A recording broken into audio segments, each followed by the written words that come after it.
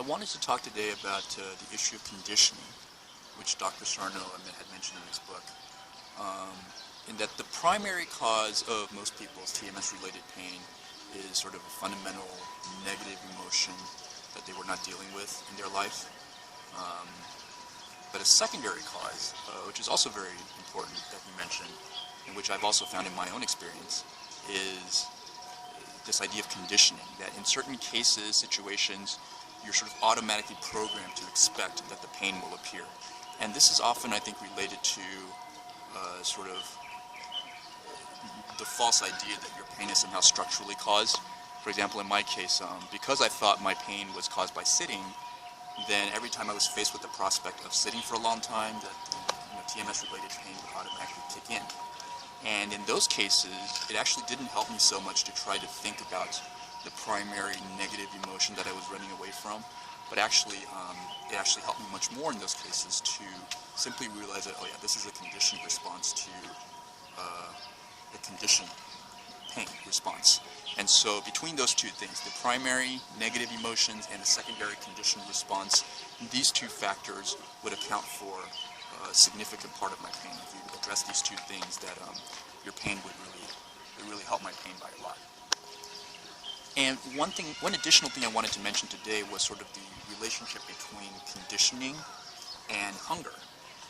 Because in one of my previous videos, I'd actually talked about how learning to face negative emotions directly had sort of helped me to control, my dieting and my eating habits. For example, if I would eat a pretty light dinner at around 7 p.m., that at 9 p.m. or so I might get really, really hungry. But I learned that instead of just, pigging out on a snack or trying to do something to distract myself, like watching TV during those times, that instead of doing that, I should just feel my hunger, gain a sort of a familiarity with that feeling, and by doing so, that would really help me to acquire the ability to control how I reacted to my hunger in many situations. And it was sort of a very useful skill for me to acquire back then. And one additional thing that I realized lately is that a lot of the hunger that we experience sometimes, especially during meal times, is actually a conditioned response in many ways. In that, we're all conditioned, most of us are conditioned to have like 3 meals a day, breakfast, lunch, and dinner. And that sometimes when you feel hungry starting around 12 o'clock or 7 o'clock, whenever you're used to taking your meals, that hunger is actually a conditioned response. It actually does not reflect any sort of fundamental hunger on your part. And I came to this realization one day when I had simply worked through lunch one day. I was busy doing something, and then around 2 or 3 p.m., at the time I think I was hungry, but I just kept putting it off. And by the time I finished my work around 2 or 3 p.m., I realized, I actually had forgotten that I had didn't have lunch that day. And it was only when around 3 p.m. when I was sitting in a coffee shop that I instinctively ordered like French fries instead of a beverage. That when the fries came, I suddenly realized, oh my God, I totally skipped lunch that day and I had forgotten. And that's the reason sort of probably that I was, had gravitated toward eating fries.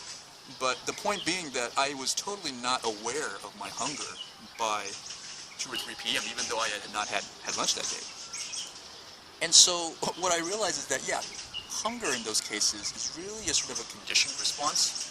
And therefore, it doesn't really make sense to always act reactively to a sort of conditioned feeling all the time. For example, what this means is that I guess we don't always have to eat when we feel hunger, especially if that hunger is just a sort of a conditioned thing. And that you can sort of take back a little bit of control in your life and sort of become more active, proactive, as opposed to reactive in certain cases, if you come to learn the difference between a sort of a conditioned feeling, such as hunger or TMS-related pain, and the difference between that and a sort of more fundamental feeling, fundamental purpose of something that's driving your life. And if you can actually tell a difference between these two kinds of feelings that you experience, that would be very useful in many cases, because then you could become sort of more in line with your true purpose and what you're really really supposed to be doing. And so that's sort of one thing that I wanted to share with